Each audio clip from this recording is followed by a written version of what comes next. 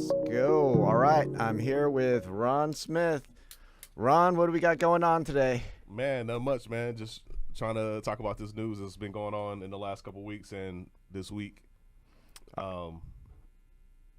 We got this Tyreek Hill. Of course, this was been a big story, but let's dive deeper into this. I'm sure a lot of people heard of this before, but why don't you give us a summary of what happened, and then we'll dive deep into the implications of this.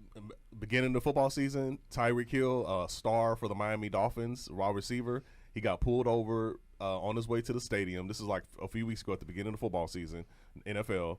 He ended up not getting arrested, but detained and everything on the ground, and it didn't look good as far as like the body cam footage that came out. But ultimately, it was a big debate and a huge uproar in the mainstream media about police and their apparent bad behavior, right, in terms of how they treat people that they pull over, particularly black men. That's what it boiled down to. All right, so we have another. So we have a police incident, and then of course it comes down to the big debate, over police mistreatment and stuff. Let's talk about the facts of the case. Run me through the timeline of everything that happened. And well, he was on the way. He was driving. This is in Miami. All right, he's on the way to the stadium, Tyreek Hill. So he was speeding in a construction zone. The police officer, and this is all on videotape, the police officer goes up behind him, pulls him over, tells him to, and then he starts engaging Tyreek Hill. All right, just like a normal person. So wait, Tyreek Hill was speeding? He was speeding in a construction zone. It's as clear as day. You can look at it on the police body cam. Do you know how fast he was going? The paper says a visual estimate of 60 miles an hour in a 40-mile-an-hour zone. Mm-hmm. All right, so 45 miles an hour. 40, so okay. about 60 and a 40-mile-an-hour zone, and he wasn't wearing a seatbelt. Okay. All right, so legally, I mean, he was not following the law. Yeah, the other day, actually, I think it was this week, I was going to go pick up my kid at his middle school out for band, and I was driving through those, the blinking for the school kids, and it's like 20 miles per hour. I come in, I slow down, I'm going 20 miles per hour, and then at some point I just forget, and I get pulled over. I was driving 34 in a 20. Oh, wow. And I got pulled over immediately. Right as I'm like, I'm driving kind of fast. I'm like, oh, damn, there's a cop. Yeah. So, yeah. Okay, so, yeah. All right, so he's driving too fast, and then now. And he doesn't have a seatbelt on. Now, does he try to drive away or anything like that? No, he doesn't try to evade the police or anything. But when he got pulled over, the police officer, just like, hey, driver's license, etc. Okay. He's on the phone. All right, Tyreek is on the phone. He's talking. The police officer trying to engage him, and then he rolled his window down. Obviously, he in a $500,000 sports car, blacked out windows, things of that nature. So he rolls the windows down, and there's an exchange between the police officers. He's like, hey, driver's license, etc. And Tyreek Hill's like, hey, what's going on? I guess why I'm getting pulled over. And then the cop is telling him, hey, keep your window down. He rolls up the window on the police officer, and then the police officer like tap tap tap, and then Tyreek was like, man, what you doing? You knocking on my window like a crazy. This is what he's saying to the police officer, right? While he's on the phone like a jerk, he's like. The police officer's like, hey, driver's license. And then there's this exchange. And then apparently the police officers at one point was like, hey, keep your window rolled down. And Tyreek Hill like, man, you're knocking on my window like you crazy or whatever. And then it was police officer. And finally, the police like, just get out. He's like, man, just get out or whatever. And then it escalated from there. Now, did Tyreek Hill give him his license and paperwork? I would have to look at that. I'm not exactly sure if that transpired. He was going super slow, which is not a reason to get pulled out your car, obviously. But in terms of the engagement with Tyreek Hill, I'm not exactly sure. I think it took him a minute to get that information to the police officer. It's on the video. But, he was basically not listening to the police officer's directives. All right. And the police officer became frustrated, understandably, particularly if I'm a police officer. Right. And not all cops are bad. I just want to put that there. Sure. Not all cops. Some cops are bad. But if I'm a police officer and I've been on the job and then you roll up your window in this dark tent, I'm going to, and I don't see your hands and things like this. There's things you have to do to protect yourself. That's a big one when you roll up and there's tent and you can't see what's inside. Right. Yeah. And that's even just stepping up to a car that you pulled over, that's always sort of a I guess, a high risk situation. I mean, a few years ago, I remember. Now I'm sounding like I'm constantly breaking the law, but I think I was driving a car with California license plates. This was a long time ago when we just moved over. So a cop, pulls me over, and I'm watching him approach the car. And as he comes up, I see he actually has his hand on his firearm. I'm like, oh my God, no sudden movements on my part. For sure. Right. So yeah, I would imagine having tinted windows and you can't see inside. That's got to be concerning. And at one point, I think he did give it a license because after the engagement happened, I think one of the officers that came on the scene was like, "Oh, this is Tyreek Hill," but you don't know that at the very beginning and whatnot. And then when he got out the car, he was just still going back and forth at the police officer. Instead of this is how in my mind it should go. Hey, sir, you were speeding. Okay, driver's license. I'm getting off the phone. I'm putting my hand on the wheel. Here you go. Here's my license, sir. Yes, sir. I'm so sorry. You kill him with kindness. Hey, I'm a football player. I'm Tyreek Hill. I'm about to go to the game, whatever to play. What do I need to do? I apologize or whatever for speeding. Yeah, and that's it. But then you're so entitled. You feel like that. Hey, you shouldn't be pulling me over. Why are you knocking on my window? I mean, what are you doing, bro? Don't mess with my window. Yeah. I watched that video once and it came off. The vibe was like, yeah, I'm super rich. I'm above any of this stuff. Quit wasting my time. And Albert, you're a common sense person, bro. You're a common sense. But what happened was then, it escalated.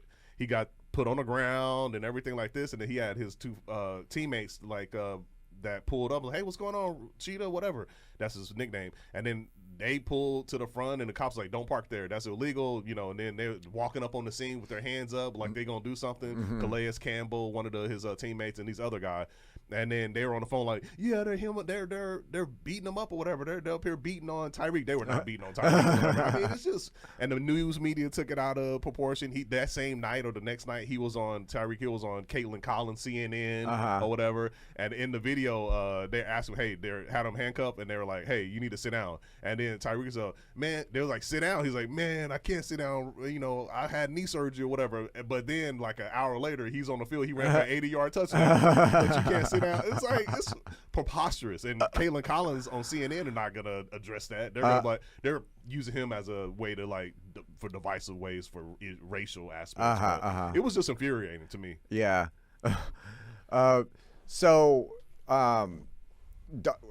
Does he have any? So what sort of formal charges? From the article, it's just like it's nothing major. Obtaining a citation shows the officer involved. He was basically ticketed infraction that does not require an appearance in court. He didn't get arrested or anything like that. Okay. Now, as far as what is on there now or whatever, as far as the ticket or whatever, I'm not exactly sure. But speeding, not wearing a seatbelt, he didn't get arrested for disorderly conduct or evading arrest or anything like that. So he was let go. So I don't think it was a big deal or whatever at the end of the day. Okay, so now let's let me say this though, because this is, first of all, now Tyreek Hill wants to get the police officer fired. I was just about to ask, has anything happened to that police officer? And he wanted him fired. And then the news comes out and says, of course the dude's going to be this police officer apparently been suspended or has some discipline problems in the past, perhaps.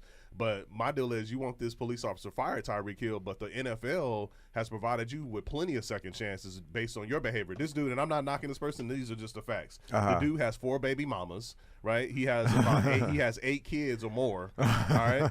He was he was questioned some years back or whatever for breaking a child's arm or whatever in terms of domestic violence. He's not a great person. Personally, right? But the NFL is giving you plenty of second chances, but you want this police officer to be fired, who barely probably making $80,000, maybe. And then on top of that, when he was on the ground or whatever, he was like, "I'm a black man" or whatever. This country, I'm like, dude, you're driving a $500,000 car. You're getting paid millions of dollars or whatnot. These are not even white police officers. These are and the police officer was like, "Hey, we're not white." They're Cuban or Spanish. Or yeah. I thought I could hear an accent for sure from the police officer. But the media runs with it. You got all these other black leaders and everybody. Oh, this is such a terrible, Ben Crump. And it's a fact. They came out on Twitter oh my gosh, this is they want to get paid, right? And it was a huge uproar. But my deal is, this is my crux. It's about personal responsibility. Yeah. Right. And in society, and I talk to my students about this a lot, society wants to blame other factors. Of course, racism exists, sexism, all those aspects exist. But there comes a time where you got to make your own decisions. You know, we can't keep blaming the system, keep blaming other factors, keep blaming race, keep blaming gender. You got to, you know, do your own personal behavior. And if he would have just said, hey, police officer, I'm so sorry. Here's my license. Here's my insurance. Thank you for your time or whatever. Yeah. It would have been no issue. Yeah. I mean, this may actually, you know, hurt the cause in terms of addressing, you know, police misconduct because, you know, we have a rich guy who's clearly, you know, being rude and doing things which would concern the police officer, and then acting like a spoiled brat, and then he's now supposed to represent all cases of police misconduct. And I'm sure there are a lot better instances that more clearly show, you know, police actually misbehaving, you know, against somebody who does not have the privilege of being a rich NFL player, you know. And I guess the thing about the media, I'm not a huge fan of the media, but then the whole week was kind of just bogged down by these professional athletes on these TV shows. One of them, you know, the facility on FS1, we're not, but it is what it is. And they were like, and these are ex-football players, and they were like, well, you know, as a black man, we don't feel safe around the cops. And, you know, and I'm like, why would you saying this stuff, whatever? It's like, it doesn't even make sense. And then you have the media writing articles like this at the last sentence on this particular article we're looking at. It says, but now that we've seen the citations, it's pretty clear this was a fairly routine traffic stop that was drastically elevated by the police officers on the scene, given no responsibility whatsoever to Tyreek Hill's behavior in terms of what he could have done to de-escalate the situation. It's all on the system. It's all on the police officer and not any personal responsibility. And this is my issue, just generally speaking. We have personal autonomy. You can make personal decisions. You got 4 baby mamas. You got 8+ kids. You have a responsibility as a man, not even a black man, just as a man, to be like, hey, not put yourself in situations where it's going to escalate like that. So that's just me, man. I've been pulled over. You've been pulled over. We've never been put on the ground. I haven't. I've never been pulled out the car. You know, well, I think I have, but it wasn't my fault or anything. That was years back. That was years back. I wasn't the driver, but yeah, man. So I just had to get that off my chest, man, because I'm tired of, you know, and then the media runs with it, and he's basically been a useful idiot. You know, Tyreek Hill, because the media is like, hey, come on. And he's like, I have no idea. He said, Tyreek Hill citations make police. He says, I don't know why they pulled me over. I don't know what's going on. It's like, come on, bro. I'm shocked or whatever. Like, are you serious? Yeah. So now let's play devil's advocate. Is there anything the police could have done to have made this turn out smoother or whatever? Is there anything? That's a great point. Let's look at the other side. So I guess you just have to take the abuse in terms of a guy just being an idiot. Yeah, I guess so. I guess you can just let him sit in the car and be dumb or whatever, and be like, wait until he gets off the phone, and when he feels like, you know, putting your life in jeopardy, putting your safety in jeopardy. If he rolls up the window, just wait till he rolls it down whenever he feels like it. You know, so I guess they could have just, you know, been punks, I guess, and just like whatever, just let the guy bully them. Sure, yeah, but this is me, Albert. I'm on the side of law enforcement on this. Yeah, but I don't see where they were wrong necessarily. Yeah. But if you got to play devil's advocate, I guess you could just sit there and let the guy just bully you. I guess. Nah, I mean, yeah, that's would be going too far. I do a general dislike this movement towards people having heavily tinted windows, and I do kind of wonder what that might do just in general as a society. Like a lot of times, you know, you can't even wave to somebody anymore if you have like dark tinted, like no one can really see who's driving, and we become maybe a little more isolated from each other. You know, when drivers can't make eye contact with each other or with a pedestrian, you know, you got to wonder what sort of attitudes that might create. That's interesting. The tinted windows movement. No, that makes sense because they were blacked out, dude. Yeah, they were blacked I saw out. that. And I don't know. I know some states and some it'd be illegal. Yeah. I mean, honestly, because I got a car and it just came tinted. Like, I actually don't like it because, like, sometimes when it's dark, I have to literally roll down my window to check Well, you know, to see if there's something over there. So that's pretty dark. Yeah. That's pretty dark. Yeah. I had thought about getting my windows even further tinted, to be honest with you. Yeah. That's funny. But all right, so let's move on to the next topic. There's some action in the stock market as well as Federal Reserve, probably the stock market reacting to the Federal Reserve here. So we got this article by Yahoo Finance. Stock market dipped after a historic Fed rate cut. Here's what the experts think. So run me through what's the basics of this story. So and again, you're the expert on the economy. I'm just a sociologist, but you know, the Federal Reserve, which is not a part of the government, when the Federal Reserve and Jerome Powell, who's the chair, they have been getting a lot of pressure from the industry to cut rates or whatever, if I'm not mistaken. Right? And they finally did it here recently. At like 50 basis points, what I understand, that's a lot or whatever, so quickly. And apparently it was to placate the financial industry, so they can indicate to the industry like, hey, you know, the stock market is good. I mean, the economy is good or whatever, so commence and things of this nature. But apparently that backfired because the industry was like, no, it's not good. So stocks went down and things of that nature, the Dow Jones. And I think even right now, when I looked at it recently, the Dow's down. I follow Barron's. All right, Wall Street Journal. Like I get these subscriptions and they're very cheap or whatever. They're trying to give it away or whatever, right? But so it's not working like I guess the Fed thought it was going to, as far as like the rate cuts. Yeah. That's really interesting because you know, you got to wonder what the stock market reaction is, and so just to recap, the Fed will lower interest rates to stimulate the economy.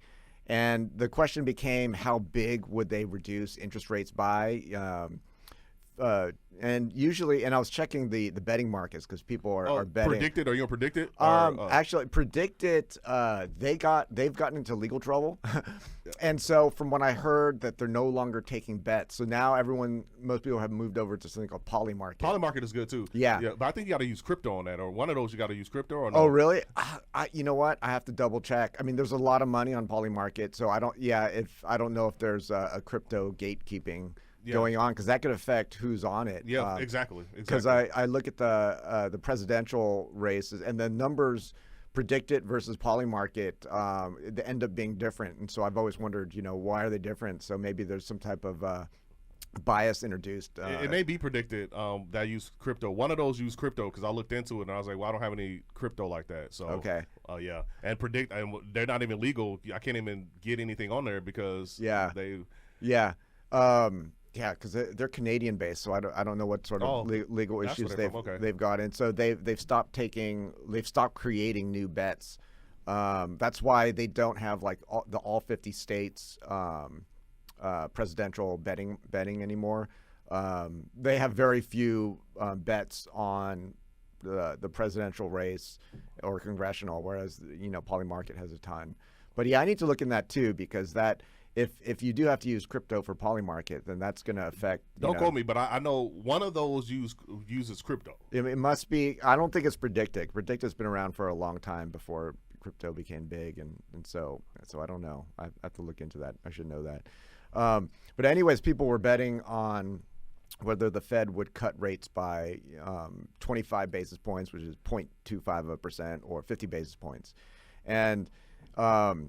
So they make a pretty big cut, 50 basis points, and I wonder, you know, normally you would think that the markets would like that, to say, oh, look, interest rates are low, the stock market will be stimulated. But another sort of pushing the other direction is it's such a big rate cut that it almost signals that the Fed thinks the economy is going to go into a recession, right? And so maybe that's what spooked out the market. So they say, oh, that's a big rate cut. They must see something, you know, really bad coming down the pipeline. No, that's really good, and that's basically what they were saying. They were like, well, hey, Powell saying, hey, this is good. What do you say? This is what Powell said. The U.S. economy is in good shape and it's growing at a solid place. Inflation is down. The labor market is in a strong place. We want to keep it there. That's what we're doing. So Jerome Powell's like, hey, and again, I'll follow this or whatever. Even though I'm not an economist, I follow, like, you know, with Janet Yellen, the secretary, and she's out there or whatever. She's political, but she's not supposed to be, but she is Secretary of Treasury. But the market is saying, hey, if you're doing this, then we must be in a recession. Who's this? It says confidence that current labor market strength can continue with the appropriate recalibration of monetary policy. But then I skip down to the article says the market has priced in a rate path that looks more like what an impending recession will require versus the recalibration of rates to a less restrictive or neutral policy of evolution, which is what we think this cycle likely represents. So the market is saying, hey, no, looks like not so it's basically semantics. Jerome Powell saying, hey, this is a recalibration. The market saying, no, this is what it looks like. We're in a recession. We're about to be in a recession. Okay, all right. So Fed, you're right. You're right. So yeah, they scared people by, exactly. It's like if someone walks into the door and they have like a bunch of medical equipment, like, don't worry, it's for you, but don't worry about it. And like, oh boy, there's something wrong. That's really, and it's in interesting timing. You know, we have an election coming in less than 2 months. Of course, I don't think this rate cut itself, I think that's, typically it takes about 6 months for the full effect of a rate cut to affect, people borrowing and things like that.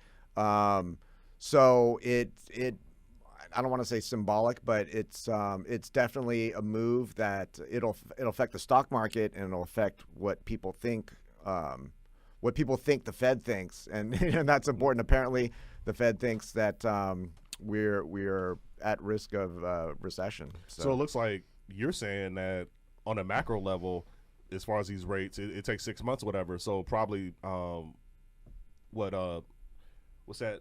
Wall Street to feel it, but in terms of getting down to Main Street, it probably won't have no effects at all or whatever right now. Well, no, I mean, it'll affect, say, home buyers, right? That's a big one. Well, that's another thing. I just saw yesterday, Barron's, they came out and said once they did the rate cut, ironically, the housing rate went up, essentially, right? From what I understand now, it's like 5 something right now. Yeah. Right? It's lower than before. Like, it used to be 7.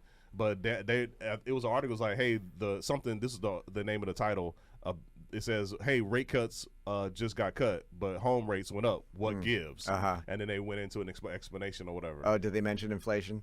I can't remember in the article. I'm not exactly sure, but yeah, because it's tricky because the high interest rates rose because 2 years ago we had really high inflation. Prices were rising really fast, and they continue to rise, but not as fast, and that caused the Fed to raise rates to try to slow down borrowing, to cool down the economy, so to speak, which will also cool down inflation. And so by them turning around and cutting rates, they're basically saying, hey, inflation isn't the biggest problem anymore. We're going to focus on growing the economy, even if that means inflation kind of comes back. And so that could scare people, because the Fed is basically saying inflation is no longer a priority, controlling inflation. And lenders don't like inflation because when they get paid back, their money is worth less. And so if lenders think inflation is going to be higher, a few years down the line, that can cause interest rates to go up. So they could be raising rates because they're reading this as the Fed is no longer really concerned about inflation. And then even though inflation right now is relatively low, about 2.5%, maybe they're worried that it's going to start ticking back up as the Fed moves to try to stimulate the economy. So will we be in stagflation or no? Well, that would be a worst case scenario. We have both high inflation and a recession. But usually, when we go into a recession, inflation rate drops. I guess the question is, what if we stimulate the economy? We manage to prevent a recession at the expense of having high inflation again. I mean, that's the problem. I mean, ideally, we could have about 2% inflation, relatively low, and have maybe 3% growth. That would be very good. But it's possible. I think maybe the markets are worried, okay, we're going to try to get 3% growth, even if that means 4%, 5% inflation. And it goes on to say, this is what Jerome Powell said. It says, I don't see anything in the economy right now that suggests a likelihood of a recession. Sorry, of a downturn is elevated, he added. So he doesn't see, and again, you know better than me, but from a social aspect, I don't see the Fed being genuous. I think they're being disingenuous, right? And I think they're being political in a sense or whatever, because when we look at Janet Yellen and the things that she's talking about, they told us like 2 years ago, hey, inflation is transitory. Then they came out like a year ago and Janet Yellen said, hey, we're sorry. We shouldn't have said that. It's not, it's sticky or whatever. Yeah. So, and I hear you about, and again, let me know. So I look at it like this. Say like hypothetically, inflation rises 10% hypothetically, right? And then it goes down 4%. Don't you still have inflation at 6%? Yeah. I mean, that's, so that's called a disinflation when inflation falls. But yeah, I mean, it rises and then it falls. Prices are still going up no matter what, as long as inflation is positive. So even now when inflation is kind of low, we call it 2.5%. Well, prices are still rising at 2.5%. Prices are not going to be coming back down. It's sticky. Yeah. Well, the prices aren't going to go down. The only question is how fast will they go up? That's really the question about inflation. And one thing I thought was interesting as well is that Powell said that he believes we're not going back to near zero interest rates that become common prior to the pandemic. So perhaps that's one of the reasons that they're saying that the market didn't act appropriately, because they want to go back to zero interest rates. But Powell's indicating that no, that's not going to happen. Oh, that could have been. They could be reacting to a statement that him saying we're not going back to zero interest rates. And apparently somebody else came out. I didn't bring the article. I was just keeping up to date. Another person came out from the Fed today, trying to like kind of massage the market and make everything okay, but the market's still down. So I don't know what's going on with the Fed right now. And people say the Fed's supposed to they make the market worse or whatever. But I just think personally, from what I'm looking at, they're being political. They're not being economical in my mind. Because if you look at, I think they call it the common man CPI or whatever. All the things you need, groceries, housing, all those things are up like crazy in terms of numbers. As opposed to if you look at the BLS and what they say in terms of inflation. But yeah, I mean, if you look at what over the past 2 years, prices are still up. So that's a huge issue. And the Fed always tries to not look political, and throwing around what I call the R word, the recession word. The reality is, I mean, to be generous to the Fed, they have a tough job in that someone is always going to call them political. Right, they have to walk a very tight balance in order to not be called political by one side or the other. Yeah. They could, if they say they do see a recession coming, then people will say, "Oh, we have an election in 2 months," and he just threw out the R word. You're going to affect the election, right? Yeah. And then, of course, if they don't say it, well, then what are you hiding, right? Yeah. And ideally, they would just say, they would just try to be objective and say what their studies show. But they got to realize that sometimes by doing that, they look political. And so maybe they want to try to seem to not be political by, in fact, being disingenuous. So you're saying they're in a tough spot or whatever. They're in a tough spot. They're in a tough spot. But I do agree with you that I think ideally they would, not to say that they aren't being disingenuous. I don't know what they're looking at. Yeah. But ideally they would just say what the data says, and even if that meant looking like they're being political. But, And to kind of go back really quick, I know we're about to wrap up, but vivabarneslaw.locals.com. This is Robert Barnes. He's a fascinating guy. He's really into the betting market, right? And he talks about poly market and predicted all the time. I think he's really big on poly market. And he had a bet that the Fed was going to raise interest rates by 50 basis points. Raise interest rates? Cut them. And he ended up making tons of money. People thought he was crazy like months ago. Like 6 months ago, he said this. He's like a big time. He's a lawyer and stuff. He represented Wesley Snipes in his tax law. In his tax case, got him off. And he thought people thought he was crazy when he said that they were going to cut about 50 basis points. And then come yesterday or this week, they cut about 50 basis points. He said he made a lot of money because he's really big into that space, whatever, like the markets and stuff. So nice. All right, well, maybe Jerome Powell will get pulled over by the police and not roll his window down. Yeah, I know, exactly. All right, man. Thanks a lot for joining us, and I'll talk to you next time.